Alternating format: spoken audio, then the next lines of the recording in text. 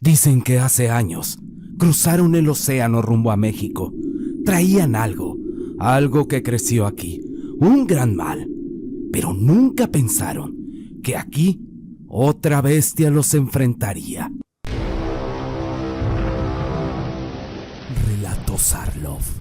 El nahual contra el hombre lobo, escrita por Norberto García. Dicen que México siempre ha sido tierra de puertas abiertas. Ha pasado gente buena, aventureros, buscavidas, y también los que vienen cargando con sombras encima. Pero así somos. Recibimos con amabilidad, damos agua, comida, techo, hasta que un día alguien muestra las garras.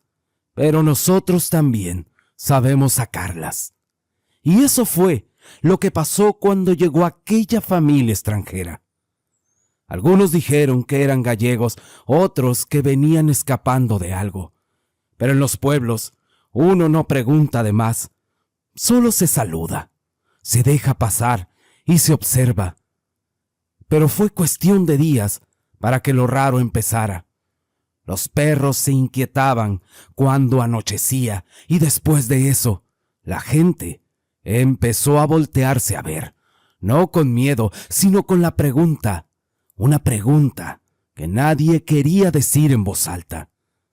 Pero si algo tenemos, es que somos muy curiosos.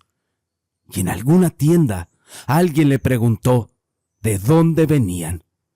Esta respondió de Galicia. Y para entender más, hace muchos años, del otro lado del océano, para ser preciso, en Galicia, España, en una pequeña aldea, sucedieron desapariciones.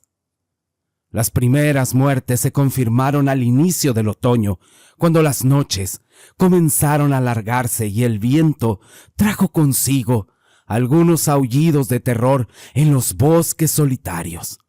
Los cuerpos aparecían destazados, todos hechos brutalmente, con una fuerza descomunal. La gente decía que aquello no era obra de algún hombre, sino de una bestia, o quizás ambos, pero la ley por allá hablaba de animales salvajes, quizás lobos.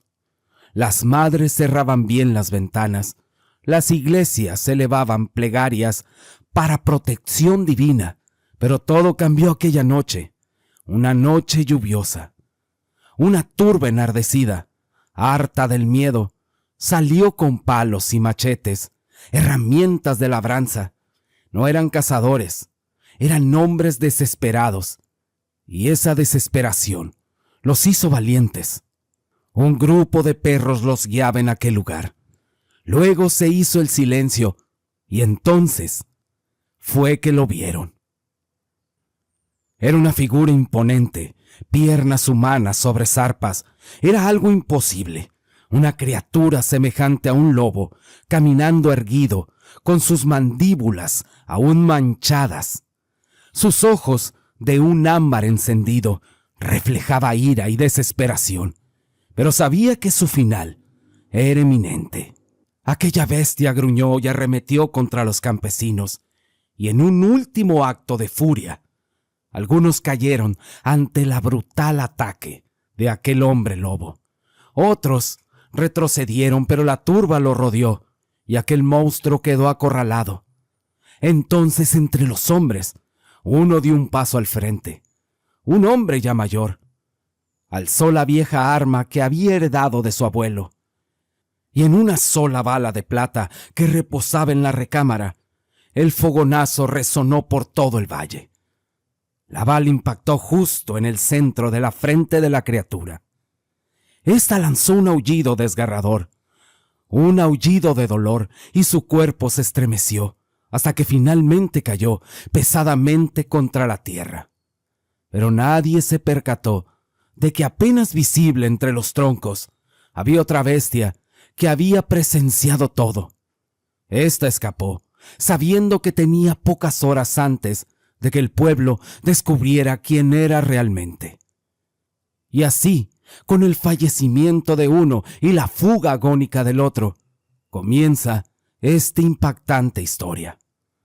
Joaquín nunca comprendió del todo cuando comenzó su historia, o mejor dicho, su condena. Solo recordaba aquella noche lluviosa en Galicia, el sonido de los truenos cubriendo los murmullos tensos entre su madre, Sabina, y su abuelo, también llamado Joaquín.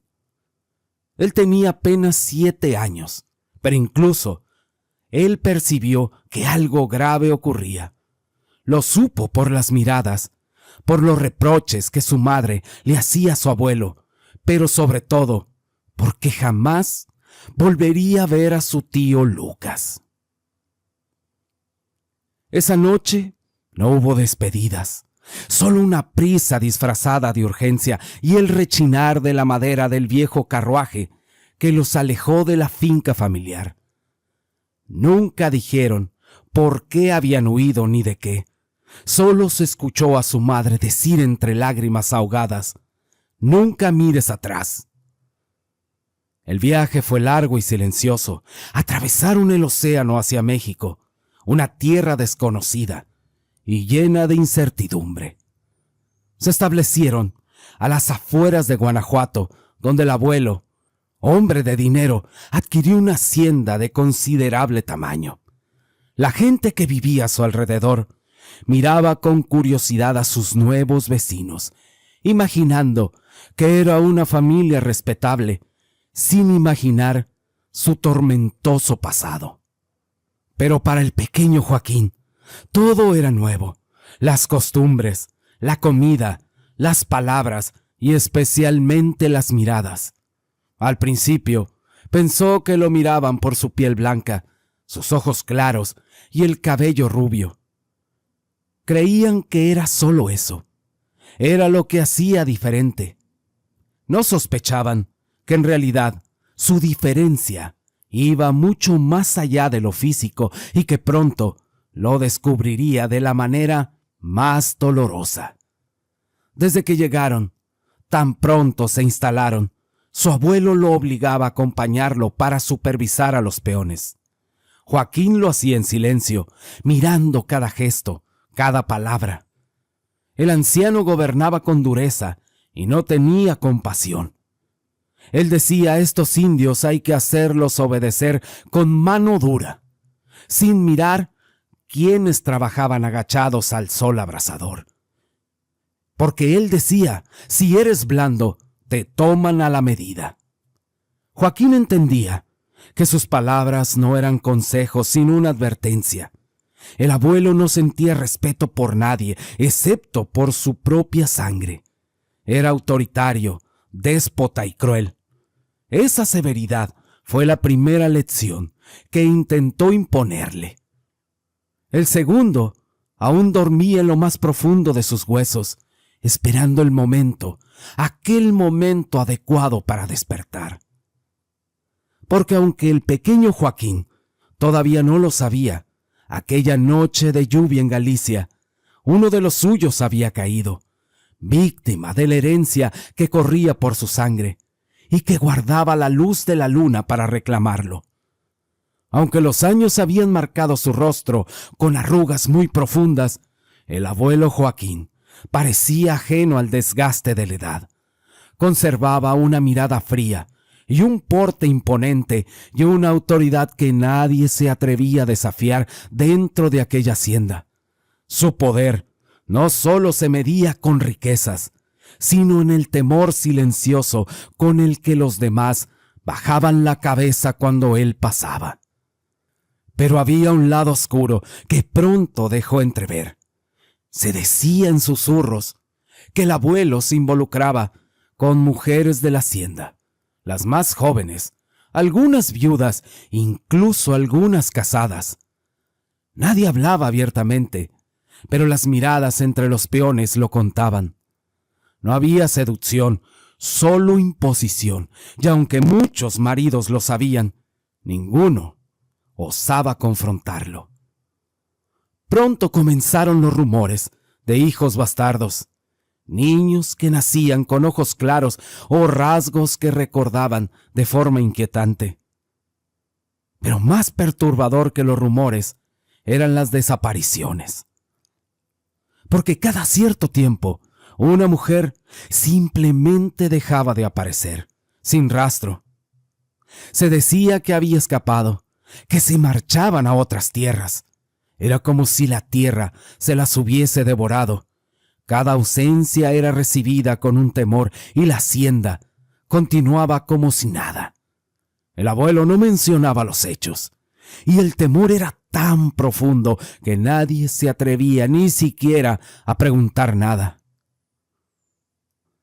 Y fue en ese ambiente que Joaquín alcanzó la mayoría de edad. Apenas cumplió los 18, su abuelo decidió que era momento de mostrarle todo lo que su posición como patrón le permitía. Las noches de exceso, reuniones clandestinas en los salones de la hacienda, donde el vino corría sin medida, y los jefes de las haciendas vecinas celebraban hasta perder el juicio. Había de todo, hasta mujeres traídas para entretenerlos. Joaquín asistía, primero como espectador, luego como participante. El abuelo lo empujaba hacia ese mundo con la misma fuerza con la que había enseñado a imponer respeto entre los peones. Un hombre de nuestra clase no debe escatimar de sus placeres, le dijo una noche, ofreciéndole una copa de vino tan oscuro como sus intenciones. Joaquín bebió, no porque quisiera, sino porque temía negar la copa, y desde un rincón Sabina observaba, pero no intervenía. Sus ojos reflejaban tristeza, como de alguien que sabía hacia dónde su padre quería arrastrar a su hijo. Él sabía que tarde o temprano su hijo se terminaría hundiendo en la misma oscuridad que había corroído a su propio padre. Pero pronto la verdad se iba a revelar, y la primera vez que alguien lo vio con claridad fue una noche de luna llena. Era poco después de la medianoche, cuando un campesino, don Emilio, regresaba de revisar el ganado. El viento soplaba entre los magueyes y la luna dominaba el cielo. Y fue entonces cuando escuchó un gruñido bajo y después un insoportable grito desgarrador. Movido por una mezcla de curiosidad y terror, él se acercó, y lo que encontró le marcaría de por vida. Ahí, entre las sombras, había una criatura imposible, un ser erguido sobre dos patas, como un hombre, pero cubierto de pelaje gris. Sus brazos eran largos, el hocico prominente. Estaba manchado con sangre fresca y sus ojos eran negros como la misma noche. A sus pies, los restos de una mujer embarazada. El campesino apenas pudo contener un grito. La criatura alzó la cabeza con violencia y lo miró. Emilio sintió que aquella mirada era su última. No era un simple animal salvaje, era algo fuera de lo normal. Cerca de ahí, los perros empezaron a ladrar, como si el mismo infierno se hubiera abierto. Emilio corrió sin mirar atrás, jurando que aquellas fauces aún lo perseguían. Pero no fue así. A la mañana siguiente no hizo falta mucho para que el rumor corriera como pólvora. Muchos decían que seguramente fue un nahual, y desde esa noche la gente comenzó a resguardarse temprano. Las puertas se cerraban antes del ocaso. Pero nada detuvo los fallecimientos. Cada luna llena, sin excepción, la bestia regresaba. Dejaba cuerpos destrozados en los caminos o simplemente desaparecían personas sin dejar rastro. Vacas, caballos, perros, todos terminaban igual, arrancados, destrozados, como si su sed de sangre no pudiera ser saciada. Y aunque muchos intentaron abandonar sus tierras, nadie sabía bien hacia dónde correr. Mientras tanto, en la hacienda, Sabina llevaba semanas mirando a su hijo con creciente inquietud. Joaquín ya era un adulto y comenzaba a mostrar signos que aquella conocía demasiado bien. Ausencia en la mirada, cansancio inexplicable y esas lagunas mentales que lo dejaban contemplando la luna como si algo dentro de él intentara despertar. Y fue entonces cuando decidió enfrentar a su propio padre. La discusión ocurrió en el despacho de la hacienda. Sabina irrumpió con el rostro desencajado, cerrando la puerta detrás de sí. Le dijo: no voy a permitir que pase por lo mismo que tú provocaste. Se lo dijo con una rabia que no podía contener. Don Joaquín la miró desde su cómodo sillón, sin inmutarse.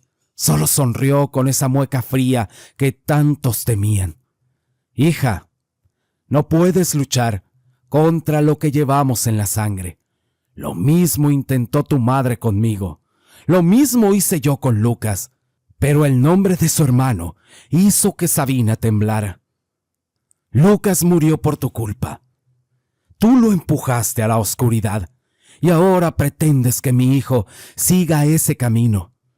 El anciano se recostó, entrelazando las manos, y dijo: no lo empujé. Solo dejé que fuera lo que estaba destinado a ser.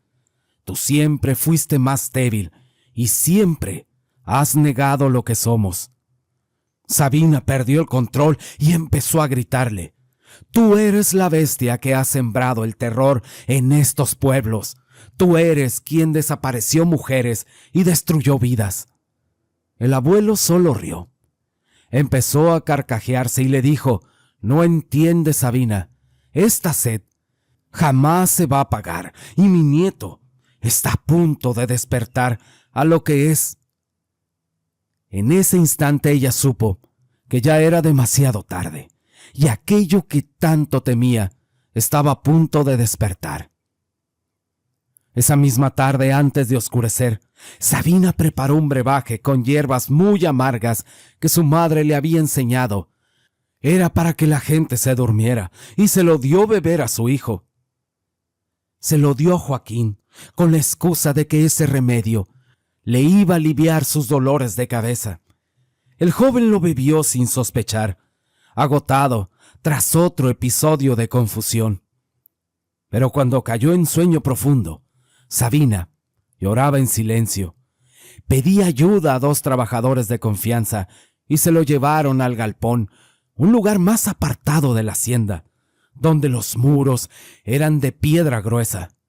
Ahí estuvo, con grilletes de acero. Lo encadenaron a una columna de madera y Sabina acariciaba el rostro de su hijo. Este estaba dormido inconsciente como cuando era niño. Ella le decía: perdóname, mi amor. Prefiero verte encadenado que convertido en aquello que destruyó a Lucas. Luego de despedir a los peones, Sabina se quedó un momento contemplando a su hijo, sin saber si hablaba con él o con la criatura que ya latía bajo su piel. Pero sus pensamientos fueron interrumpidos cuando una voz jadeante dijo con malicia: no puedes detenerme, no puedes detener lo que ya ha comenzado. Y cuando la luna llena alcanzó su cenit, un primer estremecimiento cruzó el cuerpo de Joaquín. No despertó, pero lo que dormía dentro de él sí. Aquel lugar temblaba con cada golpe que provenía desde adentro, y Joaquín, aún encadenado, se retorcía en el suelo. El brebaje había sido inútil ante la fuerza de aquella luna. Su piel ardía, los huesos crujían, y un rugido gutural escapaba de su pecho mientras sus pupilas se dilataban hasta oscurecerse. Luego los sonidos se intensificaron desde el exterior. Sabina contenía el llanto mientras sostenía un revólver entre manos temblorosas. Este lo sacó de entre su ropa y era como un arma antigua. Traían 5 balas de plata, cuidadosamente guardadas. Entonces, de pronto, escuchó fuertes pisadas acercándose. Fue entonces cuando lo vio. La silueta enorme se acercaba por los corrales, moviéndose entre la oscuridad, y caminaba erguida, con el pelaje crispado. Los mismos ojos crueles de su padre ahora brillaban bajo la luna aquella noche. Sabina apuntaba directo al pecho de la criatura. Le decía: si te acercas, hasta aquí llegaste. Aquella bestia se detuvo, parpadeó una vez y luego sonrió. Sabina intentó apretar el gatillo, pero no disparó. Sus manos simplemente se paralizaron. La criatura la miraba con desprecio, sabiendo que en el fondo ella no podía acabar a su padre. Entonces, después, dentro de aquel galpón, un bramido sacudió las paredes. Las cadenas se tensaron con brutalidad. Sabina giró el rostro. Solo un segundo, pero ese segundo bastó. El lobo se lanzó hacia adelante para desarmarla, pero antes de que pudiera alcanzarla, el joven Joaquín emergió. Su forma no era tan definida como la de su abuelo, pero ya no quedaba humanidad en sus ojos. Las cadenas aún colgaban de su cuerpo, y miró a su alrededor con una furia descontrolada, buscando aquello que su instinto reclamaba. Sabina corrió hacia él. Le dijo: hijo mío, escúchame, detente. Pero esa mirada ya no era la de su hijo. En su lugar estaba una bestia cegada por la locura. Hubo un movimiento rápido y Sabina cayó. Su madre agonizaba en el suelo, mientras la luna bañaba su cuerpo con una luz pálida que revelaba lo que quedaba de ella, lo que estaba colgando de su vientre. El lobo anciano se acercó a su hija y la miró por última vez, y sin hacer ruido, volvió la vista hacia Joaquín, quien jadeaba como un animal. Al amanecer, Joaquín despertó, sin ropa, entre restos de madera y cadenas rotas. No recordaba nada, solo recuerdos vagos. Luego se sobresaltó al ver manchas secas de sangre en su ropa. Vio a su abuelo, de pie frente a él, con la misma mirada imperturbable de siempre. «Lo que ha pasado», dijo el anciano, «es que acabaste con tu propia madre. La bestia que traes dentro por fin emergió, Joaquín». Lo miró con miedo y le dijo: «¿Qué me hiciste?». «Yo no hice nada. Es nuestra sangre. Serás fuerte o terminarás peor que tu tío Lucas. Aquí no hay término medio. O controlas lo que eres o lo aprendes a la mala». Pero la vida continuaba y su abuelo no perdía el tiempo. En su corazón no había nada de rastro de tristeza por la pérdida de su hija. Al contrario, seguía buscando placeres y había fijado sus ojos en una mujer casada, Clara, a quien tiempo atrás había tomado a la fuerza. Aunque ella había intentado dejar atrás aquel oscuro episodio, la noche en que la luna creció llena y luminosa, el pasado regresó. Félix, su marido, un hombre de campo de carácter recio, jamás supo del abuso que había sufrido su mujer. Pero los rumores de que algo andaba en aquellas tierras lo llevó a tomar medidas al igual que sus vecinos. En la intimidad de su cuarto comenzó a curar las balas de un viejo revólver con manos temblorosas. Trazó una cruz en cada bala mientras rezaba con fervor y convencido de que aquel ser era un nahual, algún brujo, una criatura maldita. Había afilado también su machete curándolo con sal y lo había dejado bajo su cama. Hacía un par de noches que había escuchado ruido cerca de su casa, cerca de su corral, de su ganado, y no quería estar desprevenido.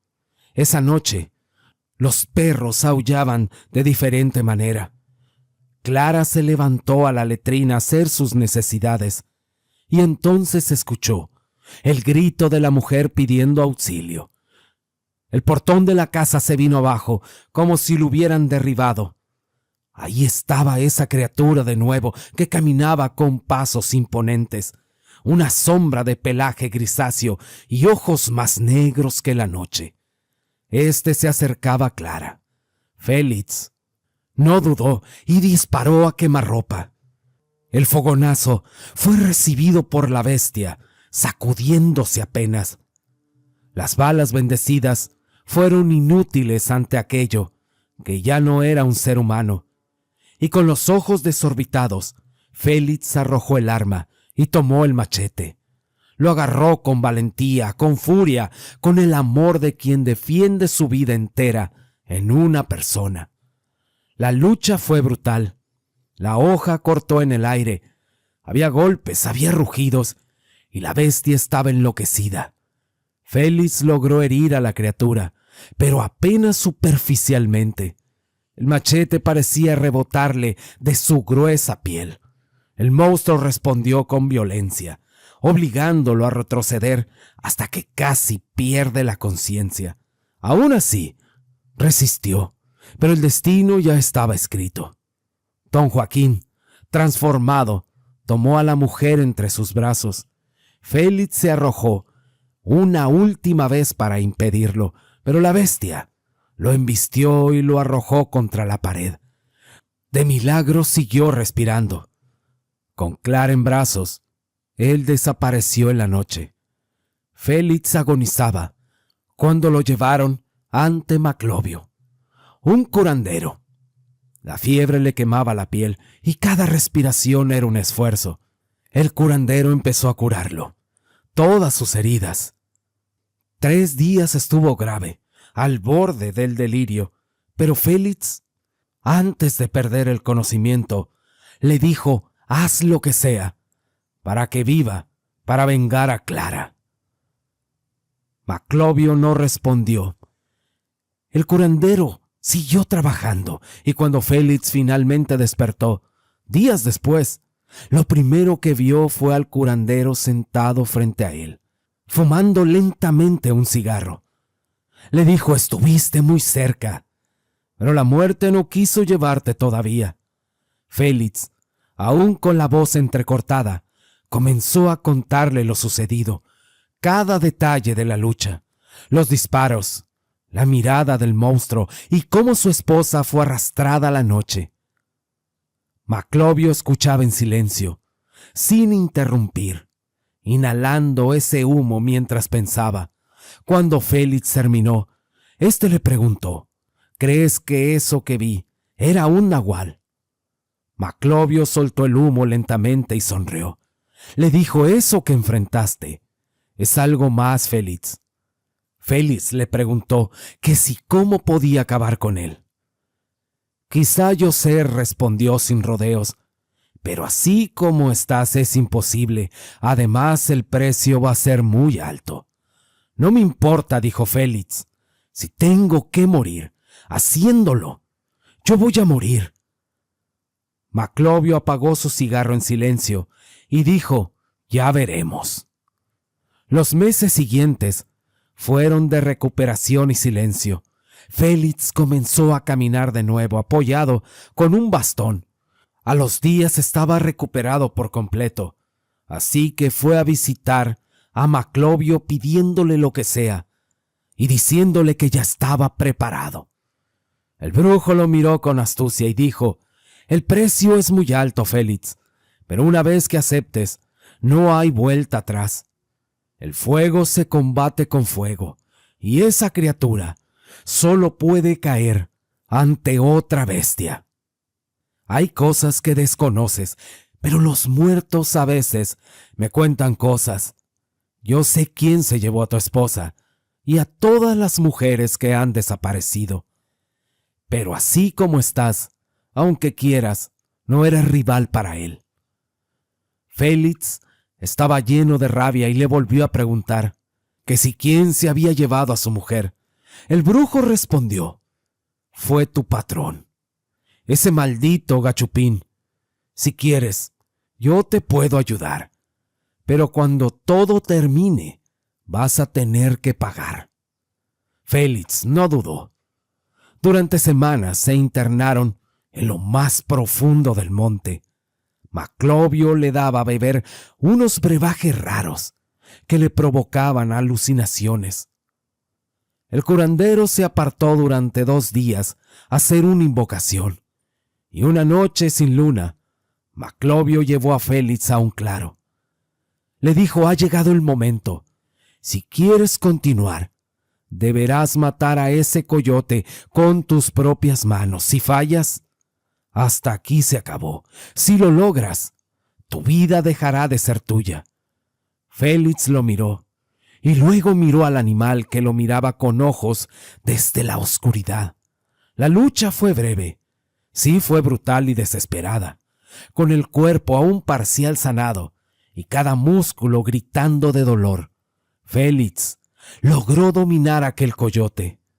No había armas en aquel enfrentamiento. Fue a mano limpia. El curandero se acercó sin rastro de compasión y le ofreció un cuenco de madera. Le dijo: bebe. El líquido era espeso, amargo, como el mismo miedo. Félix bebió sin vacilar y despertó hasta el otro día. Se levantó lentamente mirando sus manos. Maclovio lo observó y le dijo: ya no eres el mismo. Ahora haz lo que tengas que hacer, pero ten en cuenta que ahora tienes una deuda que vas a tener que pagar. Félix fijó su mirada en el horizonte y dijo: como sea. Esa tarde Félix regresó al pueblo, envuelto en un silencio. Caminaba solo, arrastrando una pierna por las heridas que todavía tenía. Doblando por el camino polvoriento que conducía a su casa, escuchó unas pisadas de caballo. Era don Joaquín, sobre su caballo negro, galopando con arrogancia. Cuando vio a Félix, se detuvo. Don Joaquín sonrió con malicia. Él le dijo: ya llevaba días sin verte. Creí que no volverías. Félix levantó la mirada, controlándose, porque sabía que no era ni el momento ni el lugar. No, le respondió, y el viejo soltó una carcajada. Siento la pérdida de tu mujer, pero ¿qué se le va a hacer? Y así, sin más, se fue dejándolo atrás envuelto en polvo. Félix siguió caminando, y aunque su cuerpo se movía con notorio esfuerzo, el suelo parecía hundirse bajo sus pies, pero sabía que el momento de su venganza ya estaba cerca. Mientras tanto, en la hacienda, el joven Joaquín permanecía solo en su habitación. La penumbra iluminaba apenas el retrato de su madre Sabina. Lo contemplaba desde hacía horas. Su rostro estaba demacrado, tal vez consumido por la culpa, y no terminaba de comprender. Sentía que algo en su interior clamaba por liberarse, y eso lo aterraba. Esa noche, sin avisar a nadie, tomó los mismos grilletes con los que ella lo contuvo tiempo atrás. Caminó hacia el galpón más alejado de la hacienda, se encadenó a sí mismo, ajustó cada grillete hasta que la piel le ardió. Antes que dañar a alguien, antes de convertirme, él decía: mejor me quedo aquí. Y mientras tanto, su abuelo pasaba la tarde como tantas otras en su despacho. Bebía y fumaba con tranquilidad. Entonces se incorporó lentamente. Atravesó el pasillo, mientras sus sentidos se agudizaban. Su presa lo esperaba fuera. Apenas una adolescente. Era una hija de uno de los capataces. Había intentado resistirse días atrás, pero él la había marcado con la promesa de que sería el regalo perfecto para su nieto. La joven tenía miedo y accedió a acompañarlo a regañadientes. Cuando llegaron, le dijo a su nieto: aquí está tu regalo. Empujó a la joven hacia él, quien se veía sudoroso con las cadenas sujetándolo. Pero cuando la luna se asomó entre las nubes, su abuelo empezó con su transformación y surgió un rugido antinatural que estalló en la noche. La bestia tomó forma. erguido, colosal. Sus ojos eran los mismos crueles que gobernaron esa tierra durante años, ahora totalmente oscurecido por una ferocidad insaciable. El joven Joaquín, desde el suelo y encadenado, levantó la cabeza y vio a su abuelo transformado en lo que él temía convertirse. Al ver a su nieto que se resistía, la bestia se acercó a la muchacha, la atrapó con sus garras y la levantó con facilidad, preparándose para el acto atroz. Pero fue justo entonces cuando las sombras en el umbral del galón se movieron. Alguien había ingresado. Lo hizo en silencio y la figura se irguió bajo la luna. Era Félix, pero ya no caminaba lastimado. Le gritó al viejo: «Hasta aquí llegaste. Sé lo que hiciste a mi esposa y hoy mismo te voy a reventar». El joven Joaquín, encadenado, cerró los ojos mientras la muchacha lloraba, y entonces Félix rodó por el piso. Su piel se crispó y sus vértebras se alzaron como espinas bajo la carne. Sus brazos, antes humanos, eran ahora miembros retorcidos, cubiertos de pelambre. Sus manos, más bien garras, conservaban la forma humana apenas, y su mandíbula deformada surgió, provista de colmillos, más propios de una fiera del monte que de cualquier criatura conocida. El abuelo, convertido ya por completo en hombre lobo, giró hacia él, dejando caer a la joven. Se erguía majestuoso y terrible, fácilmente más alto que cualquiera de ellos. El hombre lobo se lanzó primero. Una embestida feroz lanzó a Félix contra unas pacas de heno y el golpe retumbó. Félix se incorporó con dificultad y apenas tuvo tiempo de esquivar el segundo ataque.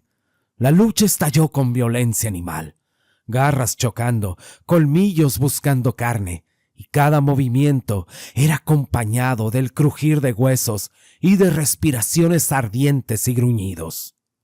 Félix lo atrapó con un brazo, sujetándolo del cuello. «Esto es por ella», le dijo. El hombre lobo respondió, hundiéndole las garras en el costado. Félix rugió de dolor y lo arrojó al suelo, pero el viejo se incorporó con facilidad, sonriendo con esa mueca demencial. Incluso transformado, era evidente, el hombre lobo dominaba. En medio del caos, la joven reaccionó. Con el temblor en sus piernas buscó desesperadamente escapar de ahí, pero sus ojos se toparon con la figura del joven Joaquín, rígido y convulsionado, aún encadenado, y se lanzó a donde estaba él. Las manos le temblaban. La joven trataba de liberarle de sus ataduras, pero el abuelo, convertido en hombre lobo, volteó hacia ellos. Félix cayó de rodillas, cansado, pues ya tenía muchas heridas. El hombre lobo lo tomó del cuello y lo levantó, apretando con intención de partirlo en dos. Félix apretó los dientes, resistiendo, pero su fuerza ya mermaba. Al final, siempre fui más fuerte. Tú no eres más que un maldito perro gruñón.